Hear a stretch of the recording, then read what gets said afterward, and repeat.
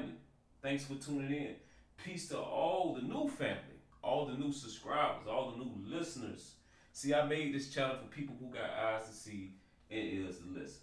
You know, this channel is deeper than cryptos and blockchains. I'm gonna be talking about AI, how we connected with crypto. I'm gonna be talking about the fourth industrial revolution, going into the fifth industrial revolution. So this is deeper than cryptos and blockchains, but I'm gonna tie it all in. So I'm gonna give you the facts, and I'm gonna give you half truth. It's up to you to decide what is true to you. You know. So I just try to keep everything simply stupid, so we all be on the same page to understand. But I know a lot of times, you know, when you don't know anything about this field, sometimes when you're trying to search for knowledge, 90% of the time people are speaking over your head. You know, definitely if you're new to the space. You know, so when you come to my channel, man, I try to make it simply stupid. You know, just try to break this down, so we all can benefit and survive in this fourth industrial revolution and have a chance to create generational wealth by being an early investor into these digital currencies, if by knowing about it and understanding what it is, so you can move forward. So that's definitely one of the main reasons why I created this channel. So, but you got to understand, some of these cryptos I talk about can make you a shero or a hero, but best believe it's a chance it can make you a zero too. When you take $1 out your pocket, it's a great chance that you may not get it back again, based on how you control it and based on how you serve it. You got to send your money out to work, and you got to be an overseer of your own money. So you got to understand it. So if you don't take control of your own money, then money gonna take control of you, and that's when you gonna have a problem. But keep your eyes open, family. Keep your eyes open. So, you know, I'm not a financial advisor nor investment advisor. I'm just a drill sergeant here in this crypto and blockchain space, baby. Doing the best I can to teach a financially fit movement, family. So go ahead and hit that like, subscribe, and hit the notification bell. And we're gonna keep rocking like that.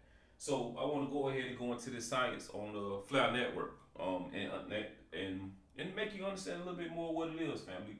But again, let's understand this market cap and how this thing works. So right now we over a 2 trillion market cap, 2.4 trillion.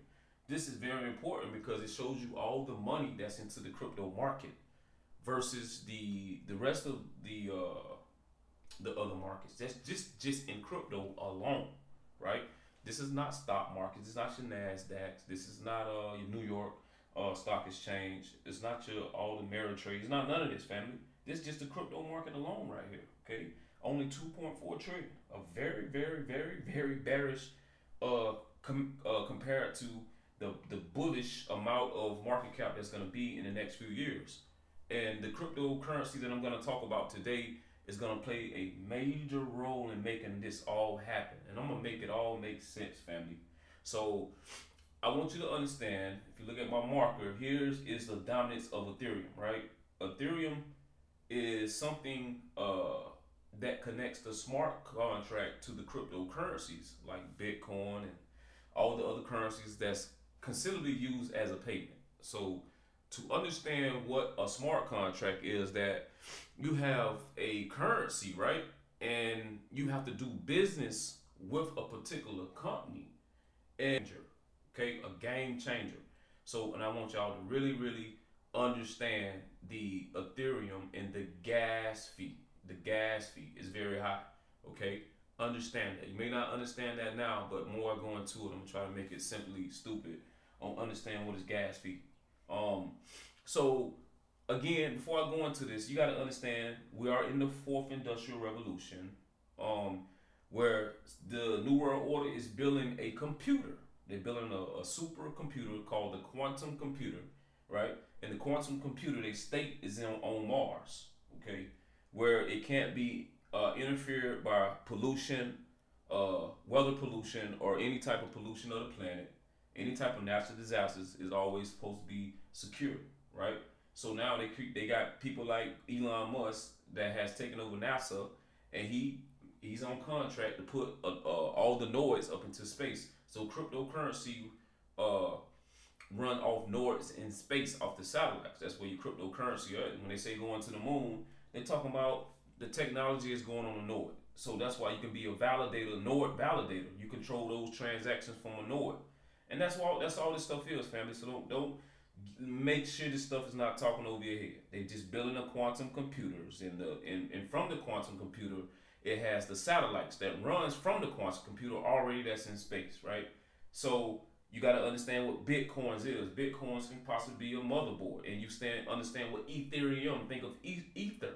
Ether is like when you plug your cord from your internet provider, right, into the socket of your wall. That is a Ethernet connection, right?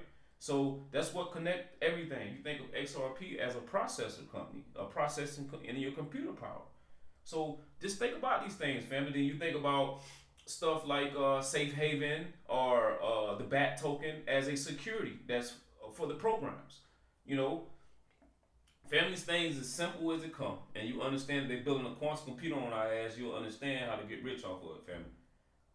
I can go into more and more. You go into the NFTs, which I'm still learning about. The NFTs is just the part that connects the reality of just entertainment itself. That's NFTs. Simply stupid, family. You know, so on this quantum computer, it needs it. So, and what's missing in this thing that we're trying to accomplish is being able to make it where it can contract, right, every single thing with fair gas fees. And Flare Network is the thing that's gonna spark or flare up this agreement, right? A Benetton's agreement, which I'm gonna go into and explain more so you understand what that is, family. So I'm just trying to keep your attention and understand how important this Flare Network is to us, right? In this quantum computer that they're building right in front of us. Okay. So I'm gonna go into more and more what I'm talking about as we go on. I just definitely want to show you a video today, family. Julio, okay, Hugo, I'm sorry, is the creator of Flare Network. So I want you to hear it from his smart point of view, and then I'm gonna give it to you from my simply stupid point of view, so we all can be on the same page. So it's about 13 minutes. So let's listen to this video, family. Let's go.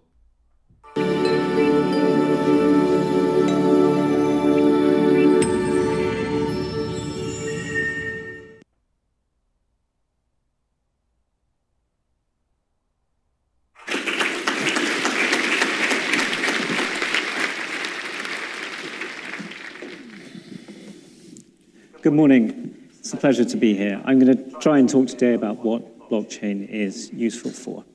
I'm sure this conference has had a lot of conversation about cryptocurrencies, digital assets, financial innovation. But I'd like to take a little step back and try and sort of think about what the philosophical underpinnings of blockchain is for.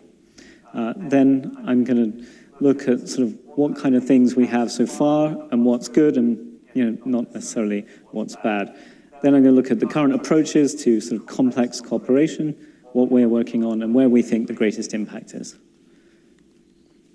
So cooperation is the means by which humanity has advanced. Almost every civilization and culture can be defined by the manner in which it cooperates. However, cooperation has a lot of risk involved.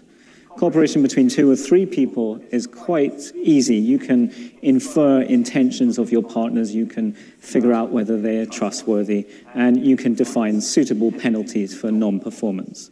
As you expand that set of people, cooperation gets more and more complex. Hence, we have a curve here that has a positive relationship between risk and cooperation. In order to deal with that trade-off, throughout history, we've generally created forms of centralization. Each civilization or culture creates a set of tools by which it manages these risks, and it usually incorporates some form of centralization. For any given structure, we would say that excessive centralization leads to a breakdown in cooperation, because people simply stop obeying the rules. In the same structure, excessive to a chaotic system and far too much risk, and again, people stop cooperating. So whilst centralization has been extremely useful, it comes with some major externalities. Galileo was imprisoned for saying that the Earth revolves around the sun. The USSR had no meaningful ways to figure out how many bath plugs to make, and more recently we had a small selection of banks who contributed greatly to the financial crisis. So what we want to do is create a safer way to cooperate, such that we can have more cooperation and more decentralization, thus getting rid of the externalities or reducing the externalities of centralization. And we have past form in this.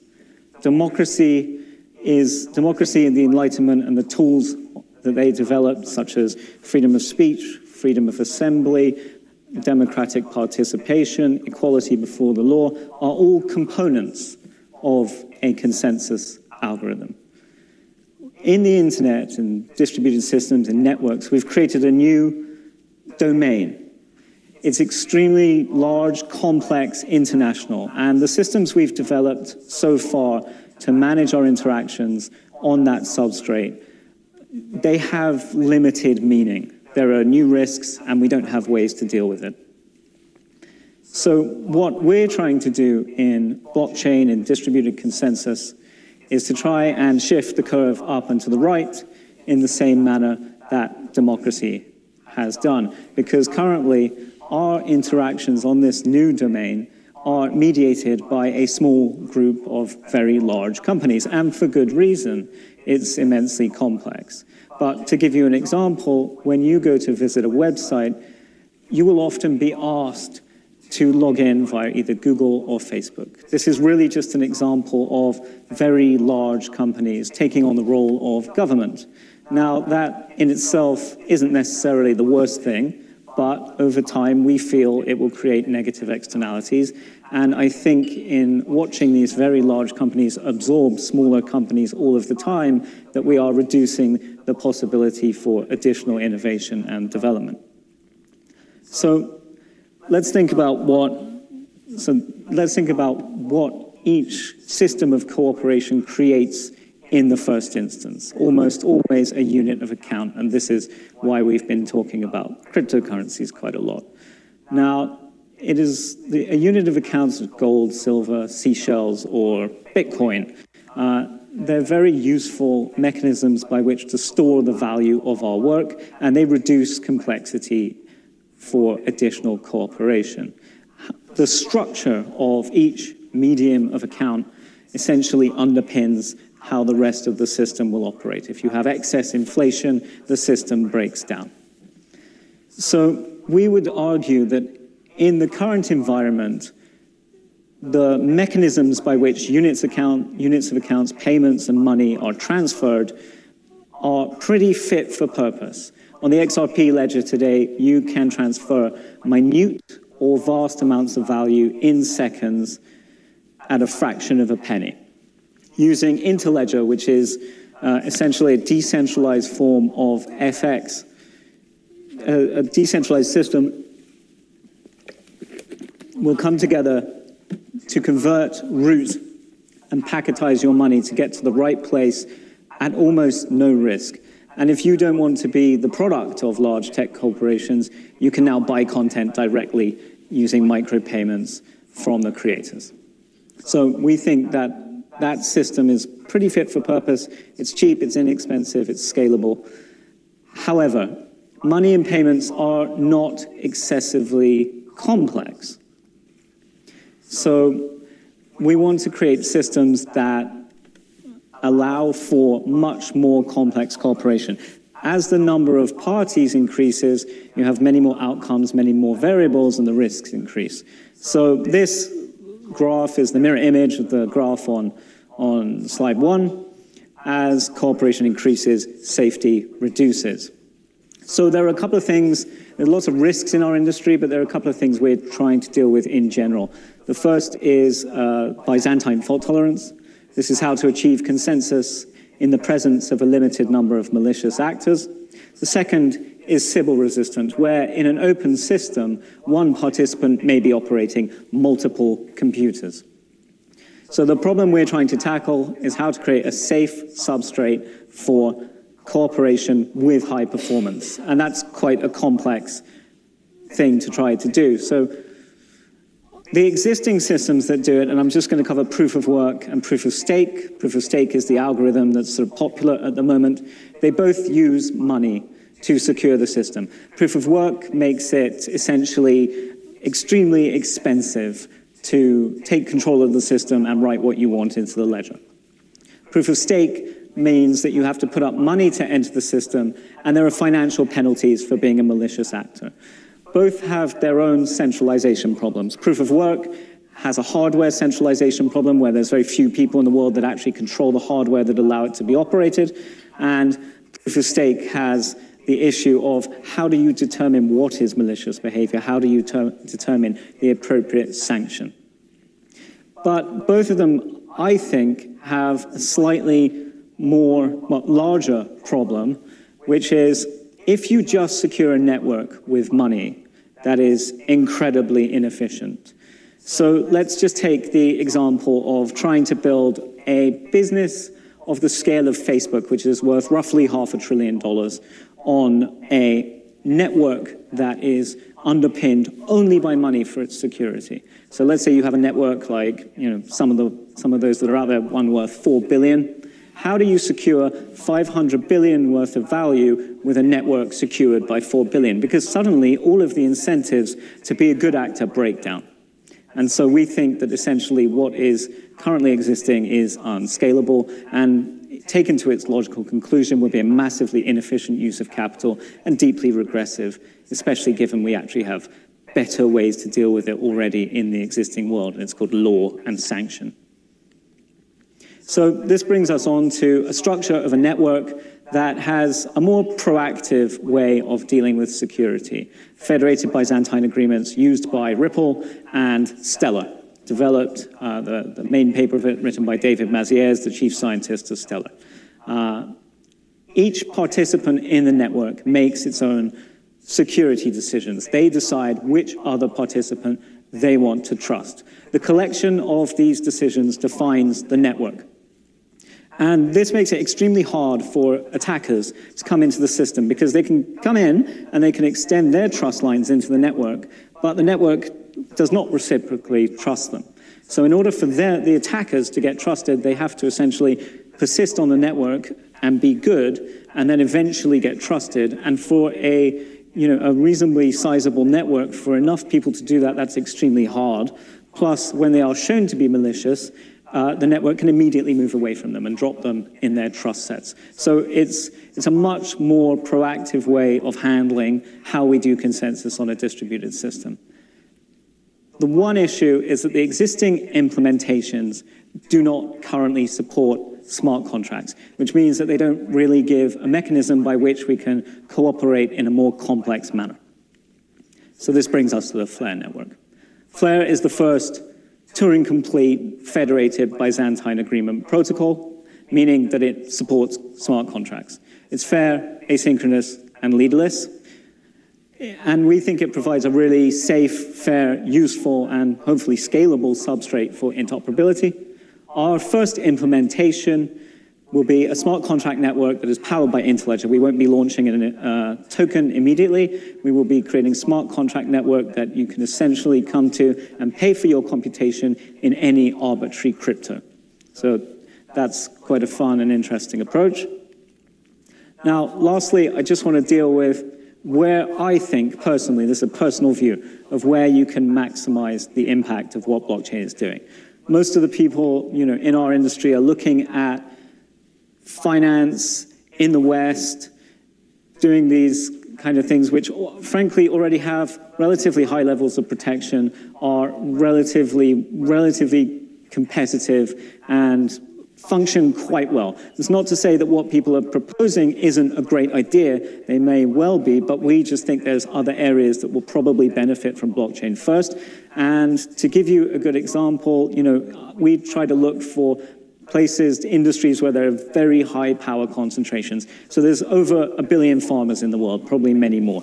And however, there's not that many commodity companies that buy farm products. You've got Cargill, Tyson, there's a few very, very large companies. And what that means is that you have essentially a vast amount of people who individually don't generate that much value, but collectively they generate a vast amount of value.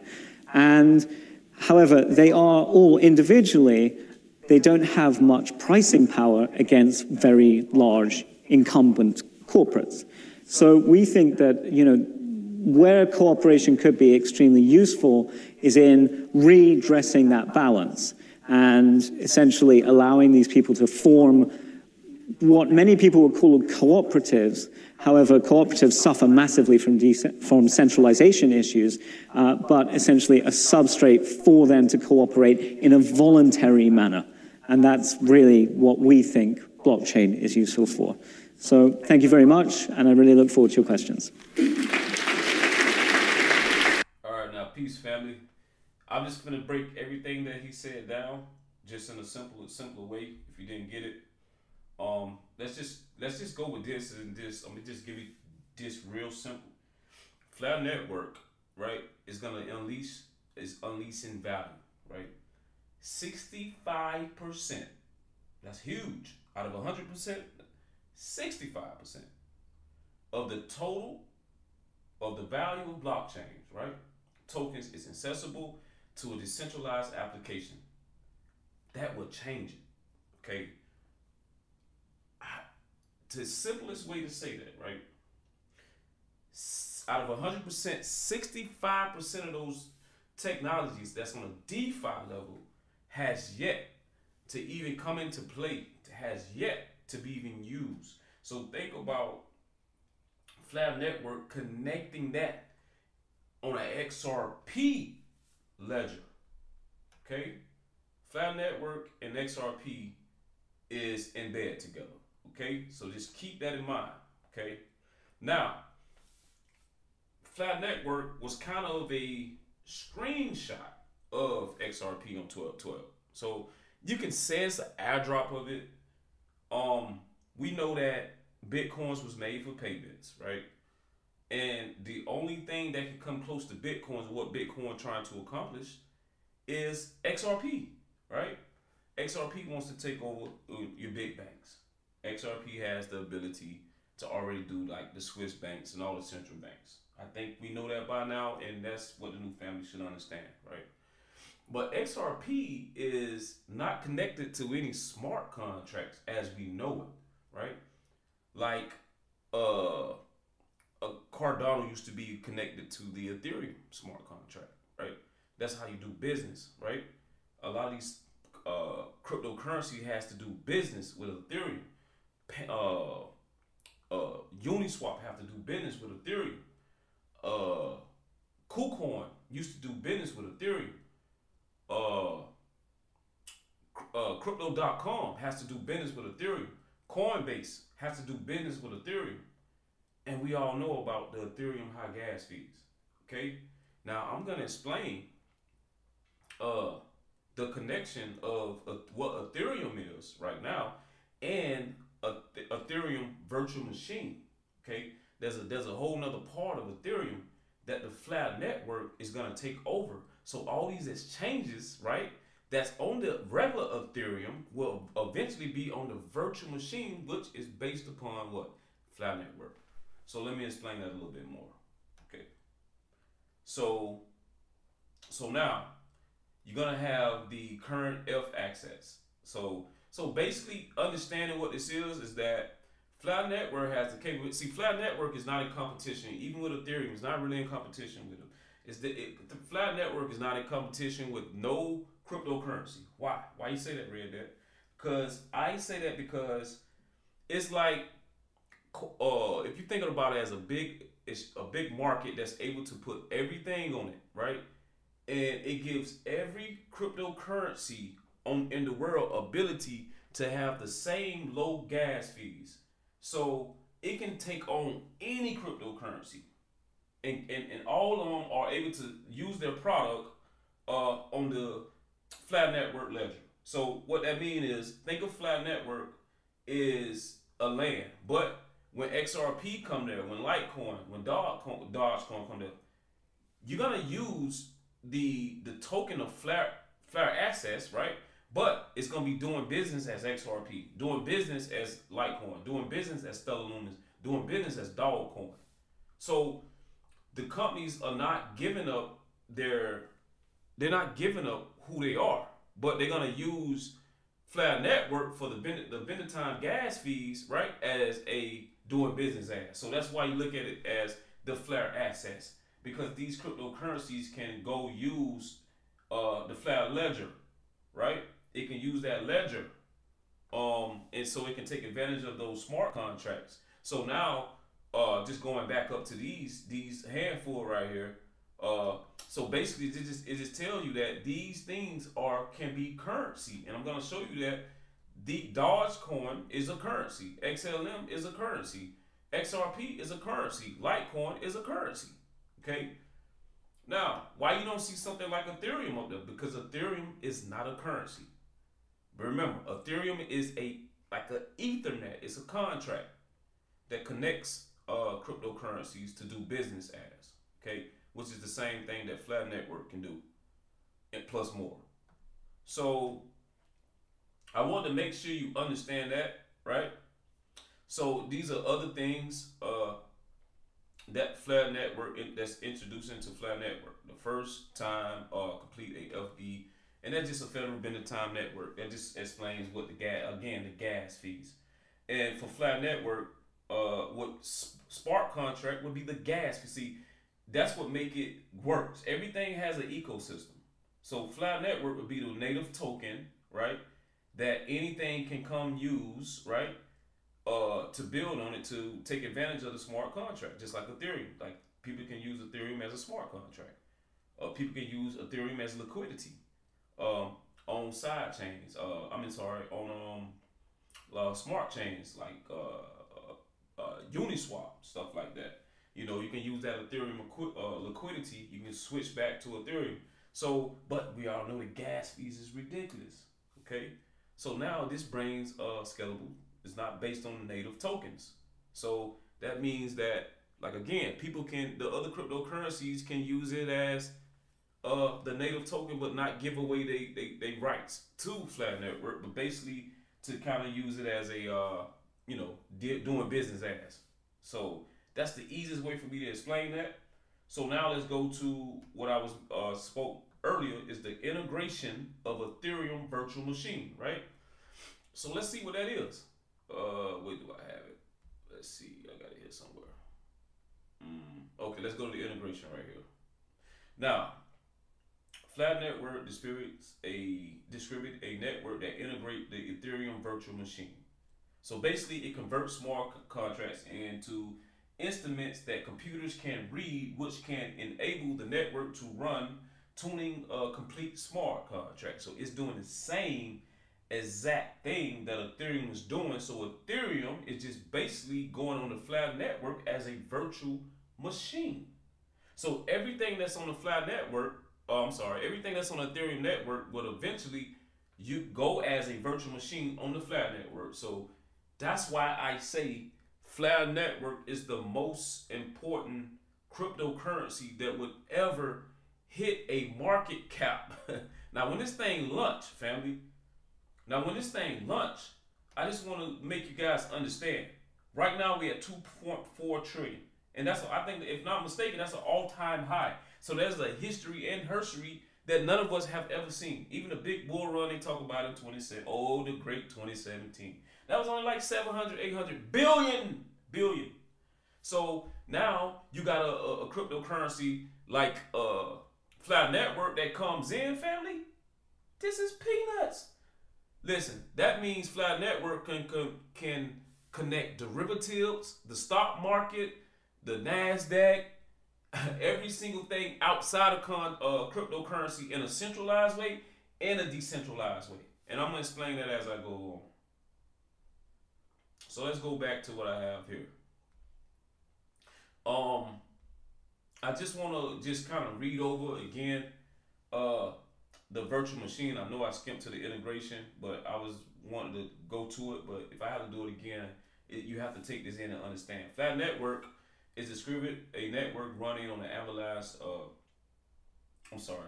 consensus protocol adopted by the Federal Bending Time Agreement, ledgering the Ethereum virtual machine, as I already explained what that is. So this is basically, again, Bitcoin's XRP was the closest thing to doing what Bitcoin was meant to do. And now Ethereum it's great for what it is in a decentralized way. It allowed cryptocurrencies to work and have contracts with us doing what the things we do. So thank you to Ethereum. But the gas fees is ridiculous. You know, NFTs, all these things, and these little small companies that's want to do little cheap payments, you know, from peer to peer. How can it do a cheap payments when Ethereum gas fees is what it is? So here come Flat Network here to assist Ethereum, assist them, not take over, but to assist them as a virtual machine to be used. So with this being leveraged, the scale method of smart contracts networks without relying on the economy safety mechanism. So they're not giving up. You're not giving up any safety. The absent link of between the network's safety and the native token Spark, which is the gas fees that I'm talking about, just breaking it down, allow the simple greater flexibility to how the native token can be used. The smart dependent application model Spark with collaboration Sparks will continue to the Flare Time series. Oracle providing their own chain data eliminates the Spark is using participation token in a governance scheme. Again, all Spark is pretty much a way that it has to create it to make. That's what gonna make Flare Network cheap, because you're gonna use Spark as like a sacrifice. Just like if you know about VeChain, right? VeChain has VThorn, and VThorn is what makes VeChain gas fees cheaper. So VeChain, VThorn can either be produced by votes to make more, or it can be burnt. So that price fluctuation, you never know what it's gonna be. So you'll never know what Spark gonna be, because Spark is something that's gonna be the reason why they keep Flat Network, the native token, honest, just like VeChain and VThorn. So that's that same connection, so you understand that. Okay. Now, just a little introduction. I'm gonna read a little bit. He spoke about the some things. Increasing the interest in the smart contracts and the platform facilitate decentralized application to lead to the effort of develop a new consensus protocol, increases computing throughout, and a particular proof of stake, which he mentioned, right? And a protocol proof of work, right? So I'm just kind of skipping through it, but that's the proof of stake. And the proof of stake is something what XRP is a proof of stake, XLM is a proof of stake, right? And the family of consensus protocols leveraging the economy to mean the guard against attacks. Especially the new network application locks the network native and let me highlight as I go and try to do my best with that. Contract with loose and malicious. That's what it's talking about, the behavior and the network safety protocol. Potential to the value of that commits, and it turns into a limited case that is possibly desirable express of the POS network. Furthermore, completing a use in network native token as a decentralized, right, finance DeFi, and it can cannibalize the safety of the network. So these are some things that are a little bit advanced in explaining, but all it's saying is you can go on that network without giving up your security, and that's basically saying any cryptocurrency can come on there without giving up their security to be used on the Flat Network. Okay, so that's basically all that is. And I'm just kind of showing you the importance of it. So that's why I'm reading the introduction. Okay, so with the FBA is a class of scalable consensus protocol that do not rely on economical mechanisms to a security network. Again, it's just explaining security.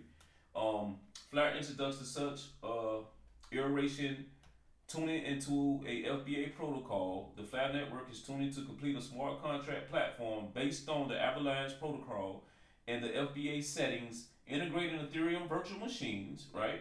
And the results of the network is scalable, safety, decentralized to free the continuous potential safety conflicts of utilizing economy means to solve by a celibate attack. Now, the native token of Spark spam network because the safety of the network is continuous token itself. Spark can be used in a way to unsafe in other networks. Spark is collaborative with the application second Spark contender, not to the sole contender, but the Oracle providing the chain of data estimates the Flare Time series Oracle. The third Spark governance methods. I'm sorry, I'm butchering some words here, family. Forgive me. God, the freak leak. My tongue is methodology across the elements and to rely the three components building the block of connection of applications that can be built using the Flare term Spark dependent application. Furthermore, the network does not require staking or computering to return to its safety because the FTSO becomes an inflationary function of the Spark itself. Okay, so I'm just reading a little bit of this security that it all works, and I'm gonna read the rest of this, and I'm gonna be done with this just to show you how it all kind of works and how it all makes sense. Now, one of the nature applications of the SDA is enable the trust token representation of a non-tuning complete tokens. Indeed, approximately 75% of the value is emerging to the public blockchains, and security tuning complete. Blockchain Spark enables the value represented to these tokens will be used to a scalable contract platform in a trustless manner. Furthermore, once the value is represented as a trustless on the Flare, it can potentially propagate across the other networks to interoperable tech networks such as Cosmos, Polkadot. So keep that in mind. So it's going to be connected to the Cosmos or Polkadot, such as the first representation. So again, it's the XRP is detached to which for the first time it will allow XRP. This is what I want to get to. This is the bread and butter. So the first time, right, XRP is not connected to no smart contracts. So the first time it will allow XRP to use a trustless tuning to complete a smart contract. So the price that you see XRP today is not going to be the price that you see when Flare Network launched. Flare Network is the Flare that will open up for the whole world to use cryptocurrency in a DeFi way, in a centralized way. Whether it's stocks and XRP is used, XRP is a smart contract that is is a security that can be used for decentralized or it can be used for centralized. That's the bottom line of it. This is how we test and everything else.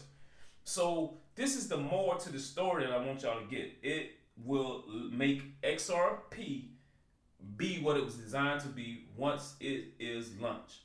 Okay?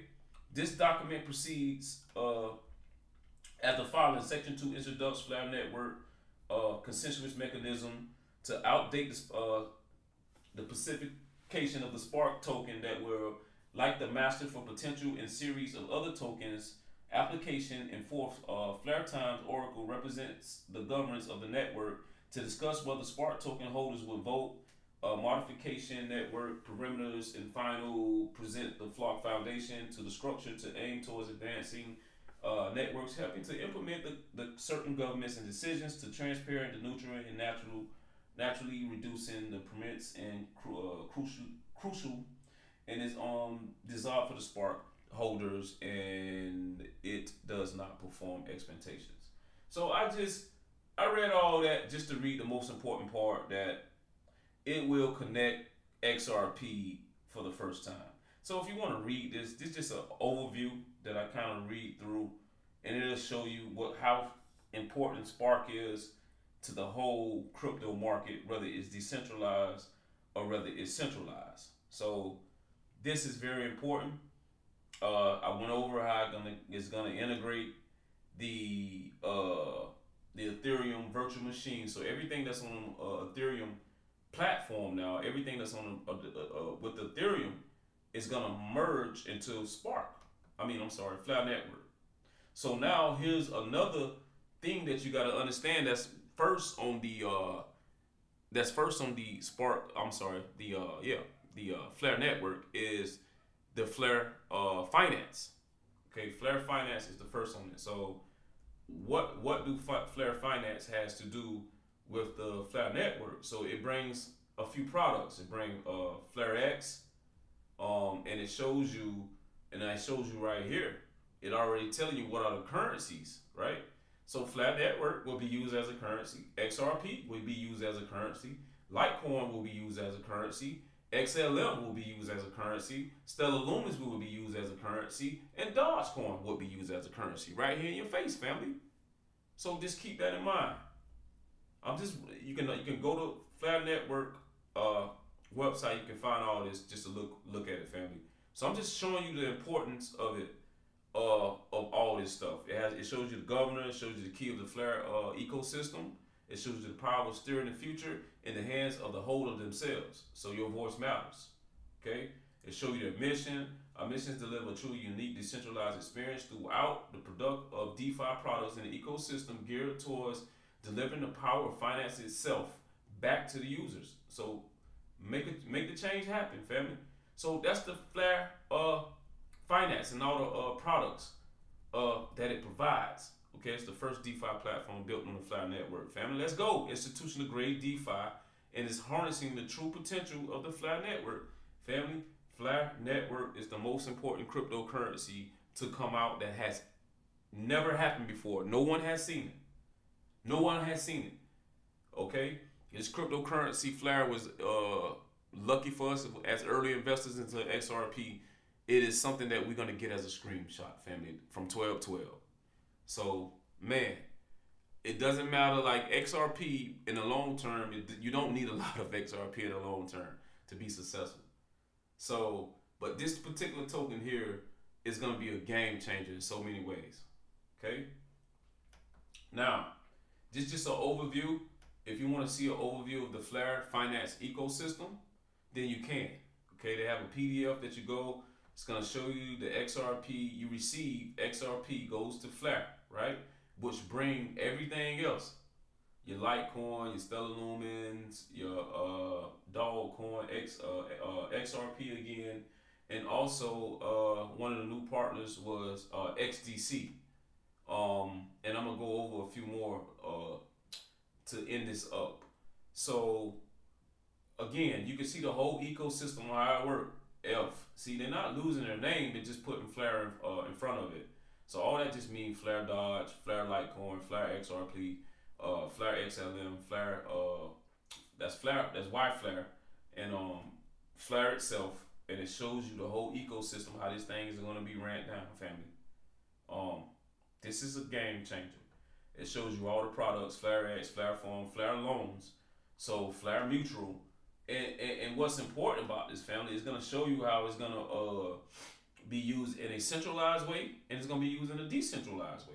So this token itself would make it fully decentralized. You will be able to do everything in a decentralized way.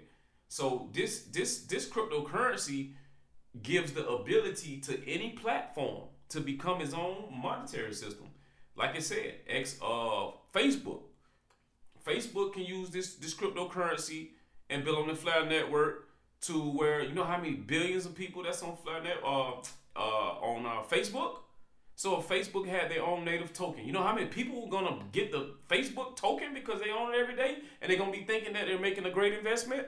Maybe they are, but they'll be able to buy things among themselves without using any freaking dollar from their bank. They'll be able to use things just from the Facebook currency itself, family. Man, you are in this to win this, family. If you got eyes to see and ears to listen, it's right here in your face. So I'm gonna bring up this little last thing here, and I'm gonna give a summary on everything. So here's some of the people that they have so far to announce. That's on the Flare finance partners. You have Flare, of course. You have XRP. You have Litecoin. You have XLM. You have Dogecoin.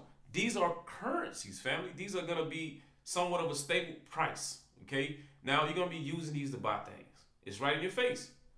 You got Cardano, 88. You got Shiba Inu. You got Sanshib. A lot of people don't know about this Sanshib. You can get trillions of them right now, family, and take advantage. It's on the Flare network. You got Tailcoin, okay? You got Cellular. You got the BNB. That why you think the BNB fees are so low now? It's gonna be even lower. You got Cape. So all these things now, I'm telling you, are using with the smart chain. When the smart chain came out a few months ago, they was already on the Flare network. Why you think they already testing it out? Trust me what I'm telling you, family. These things are already trusting out the Flare network because they got away from Ethereum. The only way they can get away from Ethereum is by already using the Flare network. Flare network is already here. It just haven't launched publicly yet, but they're already using the technology. Just like Swift Bank is already using the XRP technology. These banks, some of these banks are already using these technologies. It's just not known yet. So if you got eyes to see it, ears to listen, I want you to be in position to already have yourself in these places as an early investor because you now know it. You now know what these things are. So there's no reason why you cannot follow the money. Okay? You cannot follow the money. So, with this being said, all these cryptocurrencies eventually would be able, whether they're going to be something or not, they'll have a chance to connect with Flare Network on a FBA, that's a federal Benedictine network, to make a contract from peer-to-peer, centralized to centralized, or however you want to do it, using the technology of Flare Network and its partners with Flare Finance, so on and so forth. So, again, to sum this up, I think Flare Network is the most important thing crypto that will launch. It will connect 65% of cryptocurrency with smart contract to XRP alone on the ledger, which is the fastest, quickest, scalable technology as a cryptocurrency as far as payments out there for the first time. Okay, for the first time. So I'm gonna continue to update us on this Flare network. We have so many airdrops to take advantage of, family. It's ridiculous. I think that we'll be successful and financially free off all the airdrops alone, family, that we have got from XRP, from Flare network, so on and so forth. It's so many, family. It's so many airdrops. It's crazy. So again, Flare network is the major piece to the quantum computer that they're building right in our face. It's the major piece that connects a lot of stuff in the fourth industrial revolution.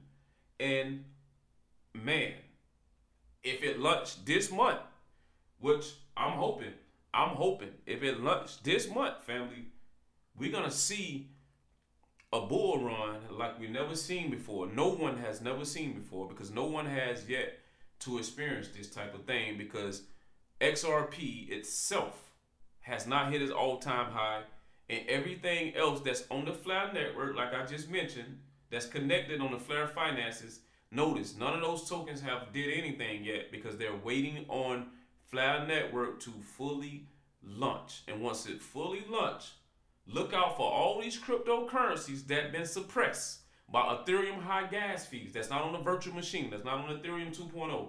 The ones that officially went partners, like Casino Coin. Casino Coin is not on here, okay? Casino Coin is one of my coins that I'm very bullish on. I'm very patient.